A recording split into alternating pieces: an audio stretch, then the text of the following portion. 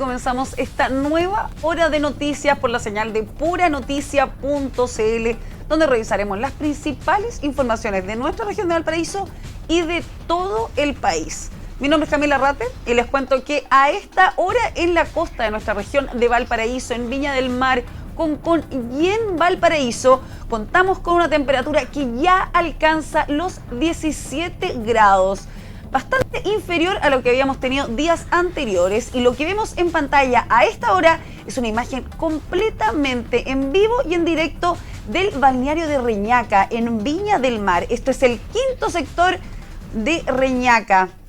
Se puede ver que el oleaje está absolutamente tranquilo, ya que no contamos con alerta de marejadas. Cielos completamente despejados en la costa de nuestra región de Valparaíso. Y de esta forma vamos a revisar los principales titulares de esta hora.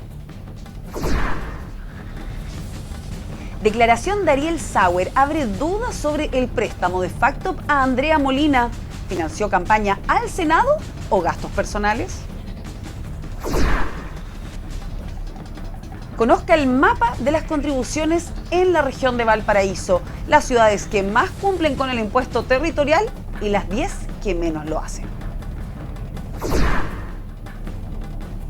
Fiscal Osandón descarta que inmobiliarias estén implicadas en incendios que han afectado a la región de Valparaíso durante los últimos años. Vocera de Gobierno Camila Vallejo respalda postura de Miguel Crispi ante comisión investigadora por el caso Monsalve, mientras que los diputados UDI que integran la instancia piden su salida y la de Carlos Durán. Diputado Johannes Kaiser ante alza en encuestas de preferencia presidencial. Comillas, los dinosaurios políticos no quieren que entren nuevos oferentes. Contraloría detecta que hospitales de 4 regiones de nuestro país se dio prioridad en cirugías a funcionarios o familiares. Vamos a comenzar esta nueva hora de noticias revisando la portada de nuestro sitio web de puranoticia.cl, las principales informaciones de esta hora de la tarde, ya de este martes 3 de diciembre, y vamos a comenzar, aquí ya está a mi costado, vamos a comenzar por informaciones de nuestra región de Valparaíso, porque nos preguntamos, ¿la región de Valparaíso es de derecha o de izquierda? Así quedó el mapa político tras las pasadas elecciones del 26 y 27 de octubre. Este viernes asumen los alcaldes electos tras las elecciones, y pese a la gran cantidad de independientes, al considerar su cercanía con uno u otro sector, la sorpresa de cómo quedó conformada políticamente la región de Valparaíso no deja de llamar la atención. Ingrese a puranoticia.cl y conozca entonces todos los detalles de cómo quedó el mapa político tras las elecciones en nuestra región de Valparaíso. Y continuando con informaciones de la región de Valparaíso, peregrinaje cultural de Aguita cruzaría trazado del proyecto de extensión. ¿Esto es una nueva excusa para trazar el tren a La Calera? Y continuamos en nuestra región porque asfixia por inmersión o asfixia por sumersión. La abogada de Valentina González reprocha doble versión. Ni el fiscal tiene claro lo que dice su carpeta. Fueron parte de los dichos de Cintia Pérez en conversación con Hora de Noticias. Mientras que en informaciones de carácter nacional, la diputada Plasencia califica de inoficiosa la comparencia de Miguel Crispi ante la comisión investigadora del bullado caso Monsalve. Mientras que ahora en el sur de nuestro país una red de pedofilia desbaratan en la comuna de Chillán, esto en la región del Ñuble. Condenan a 14 miembros por delitos sexuales que ocurrieron durante una década contra una menor. Por otro lado, el presidente de la República, Gabriel Boric, asegura que los que estamos en política trabajamos para ustedes, que no se olvide. Esas fueron parte de las palabras del mandatario durante la mañana de este martes 3 de diciembre. Mientras que en el Congreso Nacional, la Comisión del Trabajo aprobó en general el proyecto que aclara el alcance de principio de confianza legítima. Estas son las principales informaciones a esta hora en la portada de nuestro sitio web puranoticia.cl. Y vamos a comenzar con una información que se la adelantábamos en titulares, porque durante las últimas horas el nombre de la exdiputada Andrea Molina volvió a la palestra, pero quizás no de la forma que a ella le gustaría, porque el nombre de la otrora candidata a la alcaldía de Viña del Mar salió mencionado en el controvertido caso Audios. En específico, se trata de una declaración que prestó Ariel Sauer, uno de los dueños de Factop, quien aseguró haber realizado millonarios préstamos a la exparlamentaria. Dos versiones de un mismo hecho tienen en la polémica a Andrea Molina, exdiputada de la UDI por la zona interior de la región de Valparaíso y ex candidata a la alcaldía de Viña del Mar en el 2021, cuyo nombre aparece mencionado en el marco del denominado caso Audio, donde por primera vez se habla de financiamiento de campañas políticas. En específico, se trata de una declaración de Ariel Sauer, uno de los dueños de Factop Factoring, donde se transaban miles de facturas falsas y que hoy justamente se encuentra con medida cautelar de prisión preventiva como imputado por lavado de activos, estafa, infracción a la ley de mercado de valores y delitos de carácter tributario. Y es que uno de los protagonistas de este bullado caso aseguró a la fiscalía, según consigna The Clinic, que Factop le prestó 120 millones de pesos a Andrea Molina para su campaña al Senado por Valparaíso del año 2017. Esto mientras se desempeñaba como diputada del extinto Distrito 10 de la Cámara. El tema radica en que la defensa de la expresentadora de televisión asegura lo contrario. Fue el año pasado cuando un reportaje de CIPER reveló un archivo interno de Factop que daba cuenta que entre 2015 y 2023 hubo operaciones con figuras políticas, detrás que se incluía la ex parlamentaria y ex presentadora de televisión por 7.539 millones.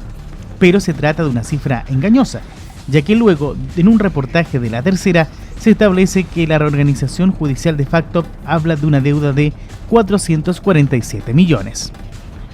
Pero ahora se conocieron nuevos antecedentes del préstamo de dinero que involucra a la ex militante de la Unión Demócrata Independiente UDI. La declaración de Ariel Sauer a la Fiscalía, fechada el 23 de julio de 2024, señala que el préstamo a Andrea Molina fue para financiar su campaña al Senado en la elección parlamentaria de 2007. Ante esto, Ariel Sauer explicó ante la Fiscalía que Jorge Peralta, entonces pareja de la protagonista de esta historia, fue quien hizo vínculo con Factop. Peralta y los hermanos Sauer, Daniel es el otro, se conocieron en el 2014 a través de otro cliente de la empresa con quienes hicieron negocios en aquella oportunidad. En su declaración revelada por The Clinic, indica que en el año 2017 nos presenta a su pareja Andrea Molina, quien nos solicitó financiamiento por 80 millones para su campaña senadora en la quinta región, y luego como 40 millones más, los que serían destinados para su campaña electoral.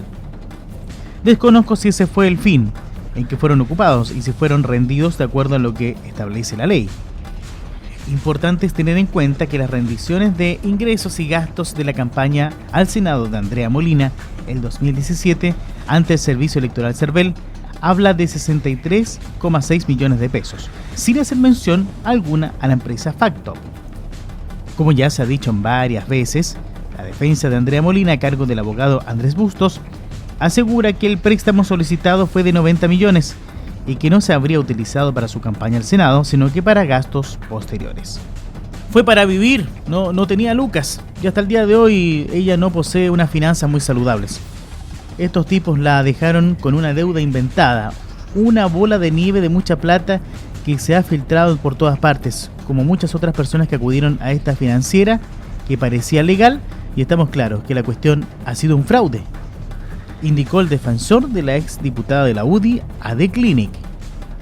De igual forma, Bustos subrayó que como muchos políticos que no les va bien en la política, quedan endeudados y necesitan vivir, necesitan pagar cuentas, pagar el colegio, hipoteca, motivo por el cual su representada tomó la decisión de acudir a la empresa Factop, ya que aseguró que los bancos no le prestaban dinero. En la declaración de Sauer a la Fiscalía también afirma que Jorge Peralta le pidió un préstamo de 1.200 millones para capital de trabajo esto a cambio de un predio en Tierra Amarilla, tasado en 2.000 millones. Peralta iba a recibir dineros de un fondo que se estaba armando en el exterior y con eso iban a cerrar las deudas, tanto la de él como la de Andrea Molina, dijo Sauer, junto a asegurar que el pago no llegó. Cabe recordar que en el marco de esta cercanía de Andrea Molina con los Sauer, el año pasado se dio a conocer un chat con Luis Hermosilla, donde Daniel Sauer le solicitaba al abogado penalista, hoy también en prisión preventiva, que intercediera para que el entonces presidente electo Sebastián Piñera designara como ministra de la Mujer a la exdiputada UDI, que por entonces había perdido la senatorial en Valparaíso. Y vamos a continuar en este Hora de Noticias con informaciones de carácter político, porque Johannes Kaiser fue la gran sorpresa de la última encuesta Panel Ciudadano, donde se pudo vislumbrar una gran arremetida del ex republicano, ahora libertario. En una entrevista, Kaiser señaló que él simplemente busca defender las ideas que considera correctas y apuntó a rostros de la derecha, señalando que ellos han debilitado dichas ideas. El diputado independiente Johannes Kaiser se refirió a la última encuesta de Pulso Ciudadano que lo posicionó como la cuarta preferencia de cara a las elecciones presidenciales de 2025. En conversación con T13 Radio, Kaiser señaló que él busca hacer política más cerca de las ideas que él considera correctas. Aplicar política o hacer política más cerca de las ideas que nosotros consideramos correctas y que por lo demás empíricamente a lo largo del y ancho del mundo donde se han aplicado han tenido éxito. Entonces, debilitar esas ideas en el debate político no le hace un gran favor, en nuestra opinión, a la gente. Al ser consultado sobre si los demás rostros de la derecha han debilitado y de las ideas que él defiende, Kaiser ejemplificó con la votación de la reforma tributaria de Bachelet. Bueno, terminaron votando a favor de la reforma tributaria de Bachelet, que fue lo que nos pegó el trancazo en el crecimiento económico. Ya, pero eso fue hace como 10 años. Bueno, pero imagínese, hace 10 años ya se habían debilitado tanto. Al final le entregaron hasta la Constitución. Y la entregaron 2 veces. ¿Y nunca enmendaron eso? Yo creo que no han enmendado. Yo creo que en ciertas materias ha habido una corrección, pero en profundidad nosotros vemos ahora de nuevo Chile Vamos negociando las pensiones de los chilenos, las cotizaciones de los chilenos. Consultados sobre si el Partido Republicano también cae en estas prácticas que él critica, Kaiser enfatizó que las fricciones comenzaron durante el segundo proceso constituyente. Entró en ese debilitamiento, y esa es la razón por la cual después nos fraccionamos, o se crearon las fricciones que generan entonces la necesidad de formar el Partido Nacional Libertario en el segundo proceso constitucional, cuando brillantemente los convencieron de que llegar a acuerdos era gobernar y que no tenían que hacer uso de la importante poder político que se les había entregado en la elección, sino que tenían que de alguna manera ayornarse y hacerse lo más parecido posible a Chile Vamos en el proceso constitucional. O sea, ¿usted encuentra que los republicanos fueron medio amarillos en el segundo proceso? Sí, no, porque los acusan de todo lo contrario. Sí, los acusan de lo contrario, pero no es cierto. Sí, yo veo el texto constitucional que se presentó, por alguna razón yo y quienes me acompañan lo rechazamos porque no representaba los principios, ni siquiera los principios fundantes de la República. No estamos hablando de los principios de la derecha. Kaiser señaló que el segundo proceso constituyente fue un proceso político que se ofreció para convencer a amarillos, no a republicanos. Fue un proyecto político que se ofreció para convencer a amarillos, no a republicanos. Y con eso tensionó tanto a sus propias bases que terminó creándose un fraccionamiento. Ahora, eso lo rechazó el país finalmente. Y no lo rechazó precisamente por la derecha, como usted, se rechazó más bien del centro hacia la izquierda. Mire, yo conversé con un par de colegas de centro izquierda. ¿Ya? Y le pregunté, oye, yo sé cuál es mi problema con el texto constitucional, lo tengo absolutamente claro. Yo tengo un problema con el tema de la paridad, tengo un problema con la matriz energética, tengo un problema con los derechos colectivos para los pueblos originarios, etc. Pero ¿cuál es tu problema? Y la respuesta fue muy honesta, me dijeron, sí, va a ser la Constitución de Kast. Usted dice que la votaron. No es un problema de contenido. No era un problema de principios. No era un problema de principios. Era un problema eminente y estrictamente político. Consultado sobre cómo es gobernar sin acuerdos, el diputado señaló que teniendo mayoría en este grupo, el que dirige y que si no se tiene se podría negociar. Gobernar significa decir qué es lo que hay que hacer. Ya. ¿De acuerdo? Eso significa, yo tengo una mayoría democrática y soy el que digo por dónde van los tiros. Ahora, si no tengo la mayoría democrática, por ejemplo, para un proyecto de ley, perfecto, podré conversar. Pero esencialmente gobernar significa darle dirección al buque. Ahora, hace varios periodos presidenciales que nadie tiene esa mayoría. Entre otras cosas por el sistema político que tenemos. No lo podría sostener así. Bachelet tuvo mayoría. Sí, durante un tiempo. Durante un tiempo tuvo mayoría. No, Sebastián Piñera no tuvo mayoría, efectivamente, pero también eso tiene que ver con lo que fue su propia aproximación a la campaña, que es una campaña absolutamente presidencial, donde fue despreciado el sector parlamentario en la misma campaña. O sea, la única mayoría así notable políticamente hablando es la de la segunda convención, digamos. Pero usted puede lograr mayorías en torno a temas cuando usted hace bien la pega también comunicacional. Tras esto, apuntó a Chile Vamos, cuestionándose alguna vez este conglomerado ganó alguna batalla estructural. Usted mencióneme una vez en este país donde haya sido Chile Vamos el que ganó en una negociación, es decir, que hayamos avanzado en dirección de menos Estado, de más seguridad, muéstrenme una. O sea, la negociación de la ley de presupuesto que acaba de pasar por el Senado, el ministro de Educación salió ¿Pero qué medio trasquilado. ¿Pero qué fue lo que ganó la derecha efectivamente? Perdimos menos. Sí. Veamos. El gobierno quería endeudarse en... Es que era la ley de presupuesto, por diputado. Bueno, la ley de presupuesto. Yo en la ley de presupuesto tengo... No era una ley para ganar. Digamos. Pero si yo en la ley de presupuestos tengo... Es que también ahí sí... Cuando yo tengo un país tan endeudado como Chile, con problemas financieros tan profundos, con un ministro de Hacienda que me miente respecto de las cifras, ¿ya? Las expectativas de crecimiento, etcétera. Para el presupuesto pasado nos dejó con una proyección de crecimiento que era absolutamente irreal. Ya, pero eso no es una mentira, eso puede ser un error, pero no una mentira. Porque eso hay cosas, es que usted es una persona de principios, sí. Usted sabe que hay una diferencia. Y yo le voy a decir una cosa, no existía un solo experto a nivel nacional o internacional que hubiese ratificado, y se lo dije al señor ministro Marcel, se lo dije en la sala. Le dije, usted para esto no tiene ningún respaldo.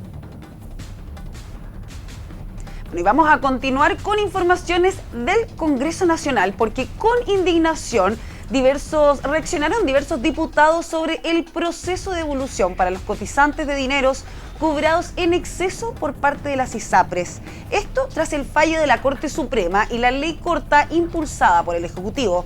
Recordemos que durante los primeros días de diciembre, poco más de 700.000 cotizantes del sistema privado de salud comenzarán a recibir estos excedentes. Diversos parlamentarios reaccionaron al inicio de la devolución para los cotizantes de los dineros cobrados en exceso por parte de las ISAPRES, tras el fallo de la Corte Suprema y la ley corta impulsada por Ejecutivo. Los bajos montos y los extensos plazos de pago fueron calificados como escandaloso y vergonzoso. Cabe recordar que los primeros días de diciembre, poco más de 700.000 cotizantes del sistema privado de salud comenzarán a recibir estos excedentes de las aseguradoras, correspondiente a dinero indebidamente descontado a los afiliados. El diputado de la Comisión Salud, Tomás Lagomarsino, Partido Radical, afirmó que es escandaloso y vergonzoso la devolución que hemos conocido. Es escandaloso y vergonzoso la devolución que hemos conocido por parte de la ISAPRES, habiendo casos en que le van a devolver 180 pesos mensuales por 13 años, es decir, 156 cuotas. En ese sentido, recordó que durante la discusión de la ley corta de ISAPRES, en la comisión de expertos del Senado se buscaba condonar 2/3 de la deuda. Recordemos que durante la discusión de la ley corta de ISAPRES, en la comisión de expertos del Senado se buscaba condonar 2/3 de la deuda. Posteriormente, en la comisión de salud, nos rechazaron las indicaciones en las cuales buscábamos que las ISAPRES capitalizaran sus dueños para que tuvieran que devolver en un menor tiempo. Y lamentablemente llegamos a una fórmula donde, primero que todo, las ISAPRES no pueden retirar utilidades hasta devolver todos los montos cobrados en excesos y con mecanismos que contienen incentivos para que paguen en un menor tiempo. Lagomarsino señaló que las ISAPRES han desaprovechado una oportunidad con esta decisión al no haber capitalizado para restituir los montos cobrados en exceso. Las ISAPRES han desaprovechado una oportunidad con esta decisión al no haber capitalizado para restituir los montos cobrados en exceso, y que pudo ser un momento en el cual pudieron haber restituido su legitimidad, haber mejorado su cara ante la ciudadanía, pero lamentablemente con la decisión que adoptan de devolver 180 pesos en 13 años, claramente nuevamente pierden una oportunidad. Por su parte, el diputado Marcos Silavaca, Partido Socialista, indicó que las ISAPRES durante años vulneraron la ley y los fallos de la Corte Suprema. Las ISAPRES durante años vulneraron la ley y los fallos de la Corte Suprema. Aprovecharon y tuvieron utilidades lucrativas a costa de sus usuarios. Y después, como un método para poder salvar la industria que corría graves riesgos de poder quebrar, varios parlamentarios y en conjunto con el gobierno generan esta ley que lo único que hizo fue meterle la mano nuevamente al bolsillo de los afiliados para poder costear la deuda que mantenían las ISAPRES con los usuarios. El socialista añadió que el gobierno y el Congreso cometieron un error, el cual terminaron pagando los usuarios de las ISAPRES. Creo que el gobierno y este Congreso Nacional cometió un grave error que los únicos que lo han pagado son los usuarios de las ISAPRES. Cuando a los usuarios de la ISAPRES le dicen, ¿sabe qué? Tenemos una deuda con usted y se las vamos a pagar en 156 meses, con 0% de interés, es volver a reírse, volver a meterle la mano al bolsillo de los cientos y miles de chilenos que esperaban que la ISAPRES respondieran. Mientras que la diputada independiente y jefa del comité, PPD, Camila Musante, manifestó que se trata una verdadera sinvergüenzura y una burla a la justicia es lo que están viviendo los afiliados a las ISAPRES. Una verdadera sinvergüenzura y una burla a la justicia lo que están viviendo los afiliados a las ISAPRES, quienes están recibiendo 300 incluso 500 pesos mensuales. Esto es lo que se aprobó en la ley corta que lamentablemente pasó por el Congreso Nacional. No con mi voto favorable. Sí quiero mencionar que acá existió una campaña del terror por parte de los defensores de las ISAPRES para finalmente blindar esta ley corta y permitir que las ISAPRES pudieran pagar esta devolución por el alza de los planes de base, incluso hasta en un plazo de 13 años en las personas menores de 65 años. Claramente existen dos tipos de justicia en Chile y no todos los chilenos responden de la misma manera ante la ley. Yo espero que esto se pueda enmendar si es necesario, porque la verdad es que ya vemos cómo la Superintendencia de Pensiones, así como también el CERNAC, se va a llenar de reclamos por las devoluciones en montos tan bajos y poco significativos para el bolsillo de los chilenos. Esto es puranoticia.cl. Estamos en Hora de Noticias, hacemos un alto comercial y ya estamos de regreso con más informaciones de toda nuestra región de Valparaíso y de todo el país. Estamos de regreso en Hora de Noticias, como siempre, a través de nuestra pantalla, la pantalla de puranoticia.cl, y vamos a continuar con informaciones de carácter nacional, porque la ministra vocera de Gobierno, Camila Vallejo, salió al paso sobre lo ocurrido en la comisión investigadora por el caso Monsalve, en la cual prestó declaraciones, ¿cierto?, el jefe de los asesores de la presidencia, Miguel Crispi, instancia por la cual diputados de la UDI que integran esta comisión pidieron la salida tanto de Crispi como del jefe de gabinete del presidente de la República, Carlos Durán. La ministra secretaria general de Gobierno, Camila Vallejo, respaldó la postura del jefe de asesores de la presidencia, Miguel Crispi, ante la Comisión Especial Investigadora de la Cámara de Diputados por el caso Monsalve, donde evadió las consultas de los legisladores, las que apuntaron a saber cuál fue la recomendación que hizo el jefe de Estado. Esto es algo que está sucediendo, no me voy a referir hasta que termine la comisión investigadora al respecto, pero es parte de la premisa que se planteó en otra exposición hace un par de años atrás, a propósito de otra comisión investigadora. Vallejo comentó que respaldó la postura respecto a que las conversaciones con el presidente no son algo de que se deba andar divulgando.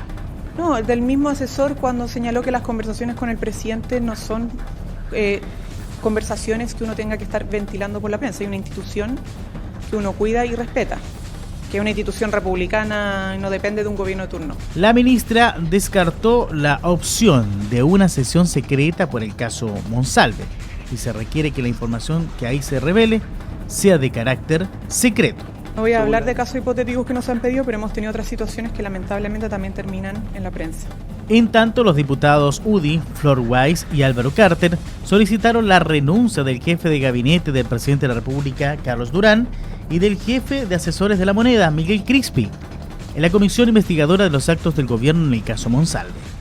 Weiss y Carter, integrantes de la instancia fiscalizadora, se entregaron una carta en la cual se expresan que, desde que se destapó el caso, hace ya 6 semanas, con la divulgación de la denuncia y la posterior renuncia de la principal autoridad a cargo de la seguridad pública de nuestro país, se ha expuesto latamente sobre el actuar y forma de reaccionar que tuvo el gobierno, no solo permitiendo, tanto el mandatario como la ministra del Interior, Carolina Toá, que el ex subsecretario siguiera en sus funciones por casi 48 horas desde que tomaron conocimiento de la acusación, sino que también que pudiera visitar a su familia en la región del Biobío, haciendo uso de un avión institucional de Carabineros de Chile y que al día siguiente incluso asistiera a ex Congreso Nacional para defender la ley de presupuesto 2025. Todo era como era posible prever, generó una serie de cuestionamientos políticos que vinieron hasta del propio oficialismo, por lo incomprensible que significaba el haber mantenido en sus funciones al señor Monsalve, pese a la gravedad de la denuncia en su contra. Sin embargo, la función de orientar al presidente en ese momento y en general en la toma de sus principales decisiones políticas y comunicacionales recae precisamente en sus equipos asesores, los que están a cargo de ustedes como jefe de asesores y jefe de gabinete, añadieron.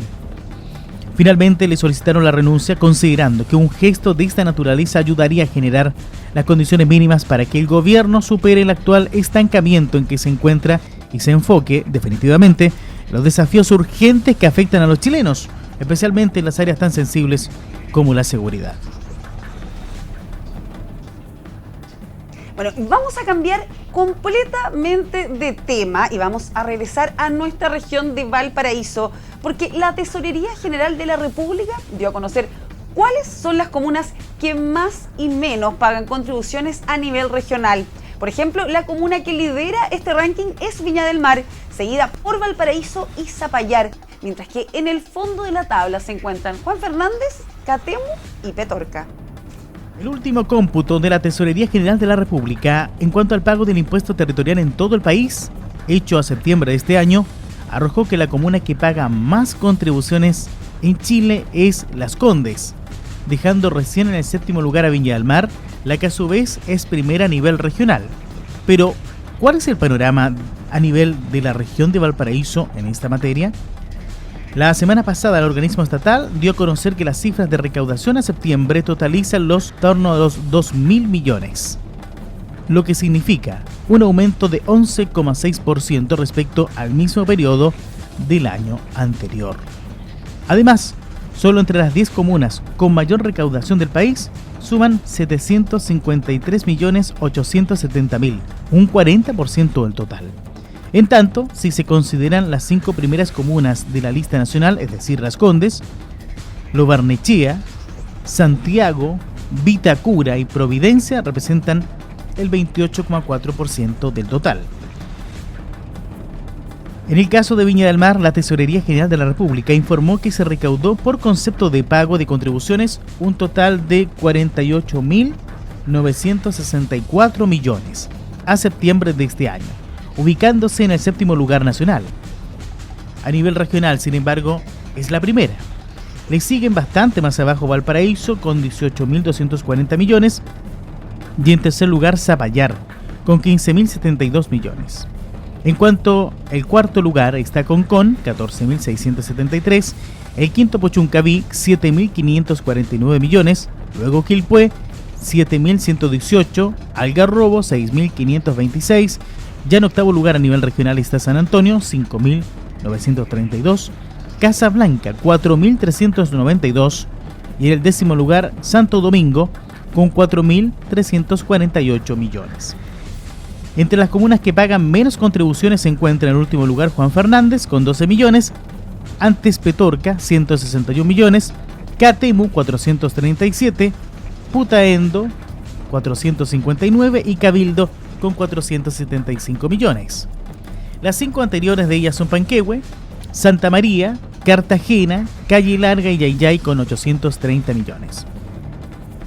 En cuanto a la región de Valparaíso, esta alcanzó un total de 176.577 millones, apenas el 17% de lo que sumó la totalidad de la región metropolitana. En tercer lugar está la región del Biobío con 113.702 millones. Y ya bastante más abajo está Antofagasta, en cuarto lugar, con 68.233 millones. La Araucanía, 66.884 millones y Los Lagos, 66.464 millones.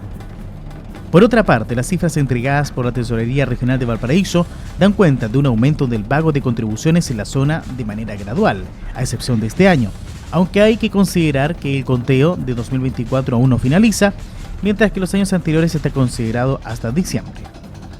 De acuerdo al director regional de la Tesorería General de la República, Mauricio Campos, existe una proyección al alza de este impuesto para el año 2024. Se debe considerar que las cifras 2024 están al cierre del mes de septiembre y las cifras de los años 2019 a 2023 consideran los meses de enero a diciembre. Sobre lo que ocurre con Concón, que tiene poco pago de contribuciones respecto a lo que se puede observar en sus calles principales, Campos precisó que la comuna de Concón ha tenido un aumento sostenido de la recaudación por este concepto de impuesto.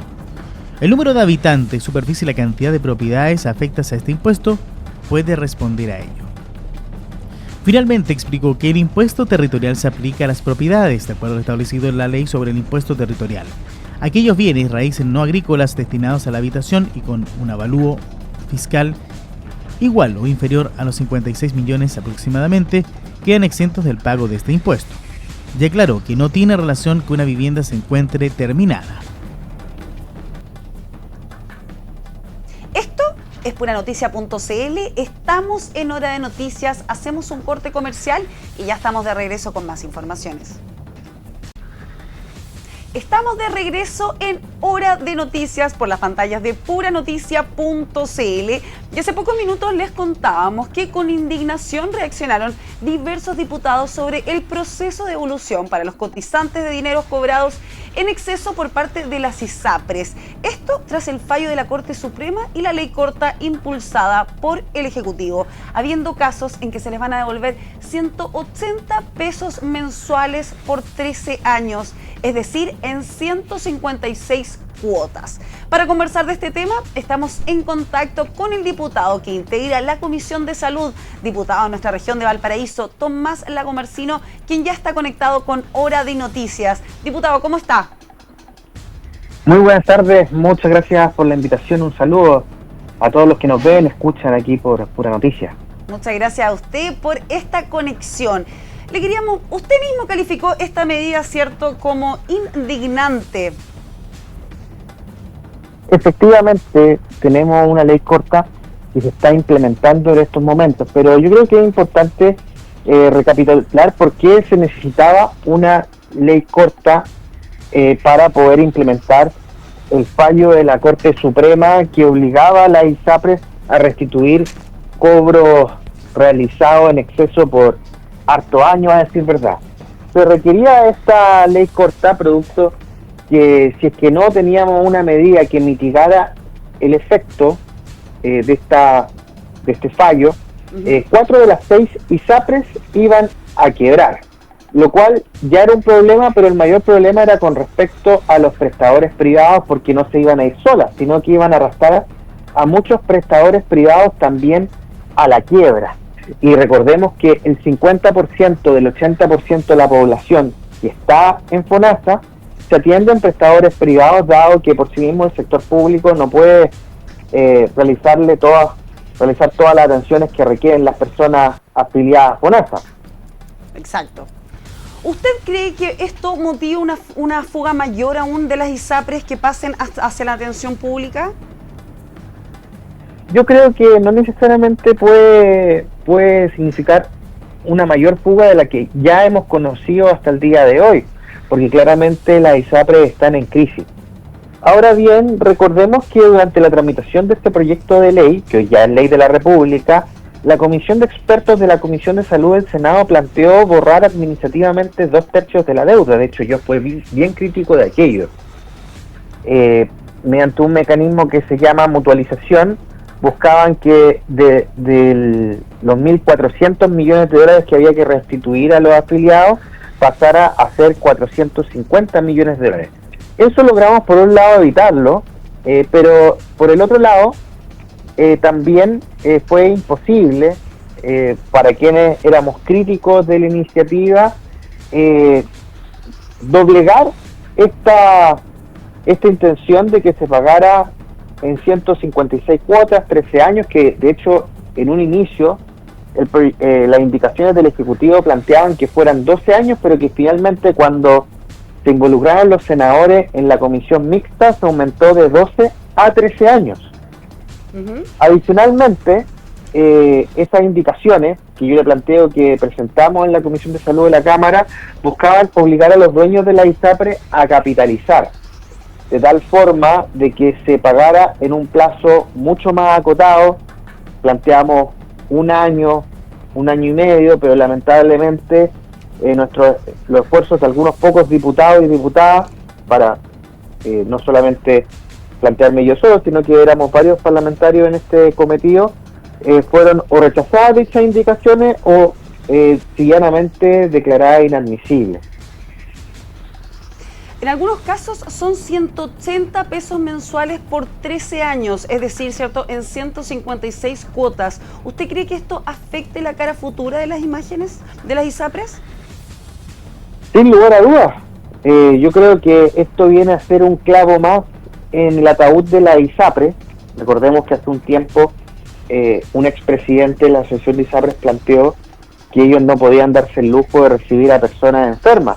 El modelo de la ISAPRE es finalmente maximizar las utilidades, es decir, que tengan más ingresos y minimizar los egresos, los gastos que tienen, que finalmente son prestaciones, son licencias médicas, cirugía para sus afiliados. Y en ese ánimo no me extraña que los directorios de la ISAPRE hayan optado llanamente por ocupar las medidas más flexibles de la ley corta, que tenía distintos mecanismos para restituir los cobros realizados en exceso, pero finalmente los directivos de estas instituciones privadas con fines de lucro deciden finalmente ocupar el mecanismo de la devolución en 156 cuotas, que insisto, es una cuestión con la que yo durante su tramitación no estuve de acuerdo, al igual como no estuve de acuerdo con el mecanismo de la mutualización, que rebajaba en 2/3 la deuda de la ISAPRES con sus afiliados. Por otro lado, ¿qué espera usted de esta citación, cierto, del Senado al Superintendente de Salud? O sea, creo que es poco noble y poco transparente echarle la culpa a la Superintendencia de Salud, porque la Superintendencia de Salud tiene que finalmente implementar una ley con las normas que están contenidas. Yo participé de esta discusión, yo era una ala bien crítica en distintos momentos, pero finalmente fue el Senado el que terminó impulsando las normas más flexibles, más complaciente con la ISAPRE, en las cuales está esta devolución en 13 años. Yo mismo fui crítico también de la forma en que manejó el Senado este proyecto de ley, no solamente en cuanto al fondo, las normas de las cuales estamos hablando, sino también respecto a la forma, porque recordemos que había un año para implementarla y se terminó prorrogando por prácticamente otro año la implementación del fallo de la Corte Suprema, y que había un tiempo para despachar este proyecto de ley.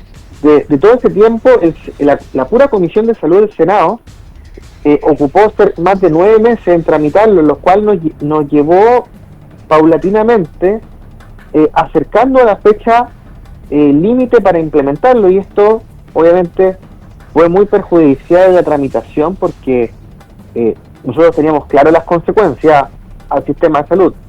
Que quebraran 4 ISAPRES era una hecatombe para nuestro sistema de salud, solamente comparable con cuando en el año 2003, si mi memoria no me falla, quebró una ISAPRE que se llamaba Plan Vida, parece que era el nombre, no me acuerdo precisamente en este momento el nombre exacto, pero ahí se produjo una crisis en nuestro sistema de salud, en la cual hubo una migración muy grande de afiliados ISAPRE a FONASA, hubo complejidades con muchos prestadores a los cuales le quedó debiendo ese ISAPRE, y de hecho también otro ejemplo es cuando quebró la ISAPRE Más Vida y que fue adquirida por el grupo internacional Nexus y le cambió el nombre a ISAPRE Nueva Más Vida, y que también todavía hay deudas con muchos prestadores que están muy complicados por las deudas que mantiene la ex ISAPRE Más Vida con dichos prestadores, deudas que no fueron transferidas a la nueva ISAPRE Más Vida, Nueva Más Vida. Entonces, en ese contexto, nosotros teníamos claro los resultados, las consecuencias de que quebraran 4 ISAPRE y consecuentemente también muchos prestadores para todo nuestro sistema de salud, lo cual hubiera afectado no solamente a los afiliados de dicha ISAPRE, sino también los afiliados a FONASA. Estábamos hablando de una migración introspectiva de en torno a 1.800.000 a 2.200.000 personas de un sopetón a FONASA, más la quiebra de prestadores privados donde también reciben atenciones personas de FONASA. Entonces las consecuencias nosotros las teníamos muy claras. Ahora bien, hubo muchos ejercicios para dilatar la discusión, muchos ejercicios para tener medidas más complacientes con la ISAPRE, y todo aquello terminó conspirando con quienes teníamos una visión distinta, entre los cuales, por cierto, yo me incluyo, y que finalmente la verdad se impone. Aquí hay varios que rasgan vestiduras públicamente hoy, pero que yo los miro, los escucho y digo, pucha, tenían claro lo que estábamos legislando. Yo fui crítico público y privadamente, porque lo que yo digo en privado también lo digo en público, aunque hay harta gente que no le gusta aquello, pero hoy día rasgan vestiduras como si no hubieran tenido claro lo que estaban legislando. Como si no hubiesen sabido. Bueno, y finalmente los más perjudicados son los afiliados. Bueno, yo creo que, efectivamente, yo diría que pudo haber sido peor. Eso tengo que decirlo claramente, porque en un momento se buscaba eliminar administrativamente 2/3 de la deuda, y eso no lo impedimos. Yo me incluyo entre quienes lo impedimos, porque yo me siento orgulloso de haber logrado aquello. Ahora, obviamente, no era este el resultado que esperaba. Ahora, obviamente, hay otros elementos de la ley corta que no pudimos combatir en la tramitación, porque por un lado había fuerzas políticas que claramente estaban en una postura mucho más complaciente con la ISAPRE, y en segundo lugar porque estábamos contratiempo. Y obviamente uno tiene que, yo obviamente soy una persona autocrítica, creo que efectivamente pudimos haber hecho más, pero teníamos dos factores en contraposición. Uno, que aquellos que fuimos críticos éramos una minoría y éramos mal vistos incluso en algunos momentos. Dándote una anécdota, cuando yo denuncié el tema del perdonazo de disminuir 2/3 de la deuda de la ISAPRES con sus afiliados, varios senadores me dijeron que no fuera más la Comisión de Salud del Senado. A ese nivel. Porque eso era un tema que salió en la Comisión de Expertos de la Comisión de Salud del Senado. Entonces, y de hecho me genera mucha gracia, es como tragicómico incluso, ver a algunos senadores que fueron muy complacientes en la tramitación y que hoy día rasgan vestiduras. Ahora yo... ¿Alguien en particular? los dije en su momento. Es cosa de revisar la prensa. De hecho, terminar la tramitación en la comisión mixta mencioné con nombre y apellido a uno de ellos. Ahora bien, hoy día, yo por lo menos, si bien soy autocrítico, también estoy tranquilo por lo que yo hice, porque yo hice todo lo que estaba a mi disposición, porque esto no ocurriera. Y ya después de eso, obviamente se impusieron las fuerzas políticas mayoritarias y también se impuso el contrarreloj con el que estábamos trabajando. Diputado, para finalizar, ¿usted cree que el gobierno del presidente Gabriel Boric se puede desmarcar de este asunto? Recordemos que el senador Castro señaló que hubo presiones desde la moneda para aprobar esta ley corta. Mire, yo diría que efectivamente el Ejecutivo no se puede desmarcar, al igual como yo tampoco me puedo desmarcar.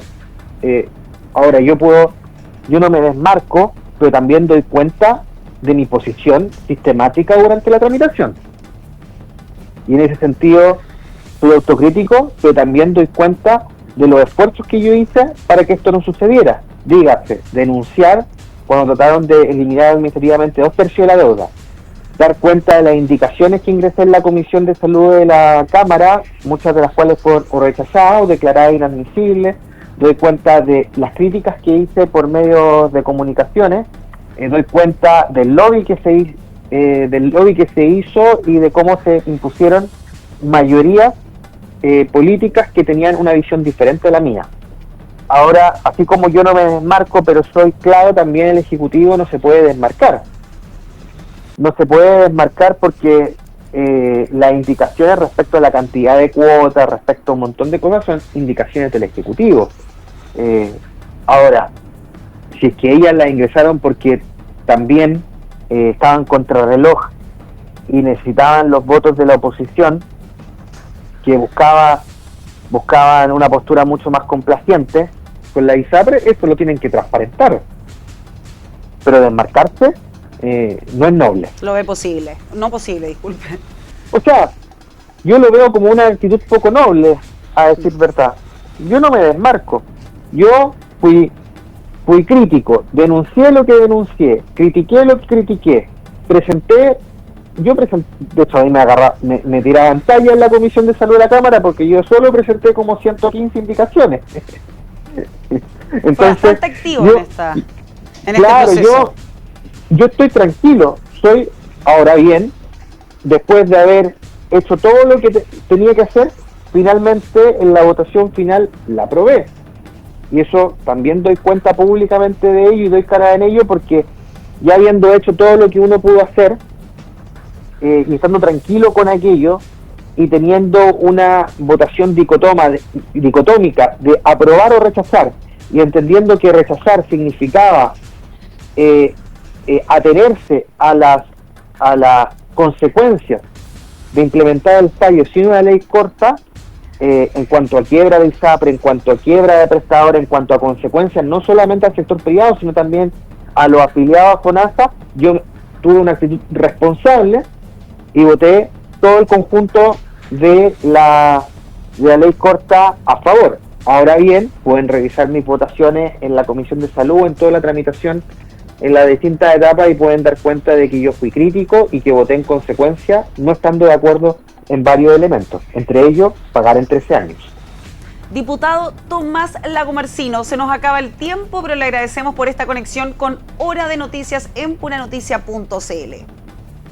Muchas gracias a ustedes por la invitación y ojalá que tengamos la oportunidad otro día de hablar de un proyecto de ley que es el GES automático, que puede ayudar a 85.000 personas que están con garantías GES retrasadas en el país y al menos 10.000 en esta región. Así que ojalá podamos tener la oportunidad otro día de conversar de buenas noticias también. También hay que dar buenas noticias, exacto. Muchas gracias, diputado. Y de esta forma, nosotros llegamos al término de esta nueva Hora de Noticias por las pantallas de puranoticia.cl. Mi nombre es Camila Rate y los espero en una próxima oportunidad en nuestra señal.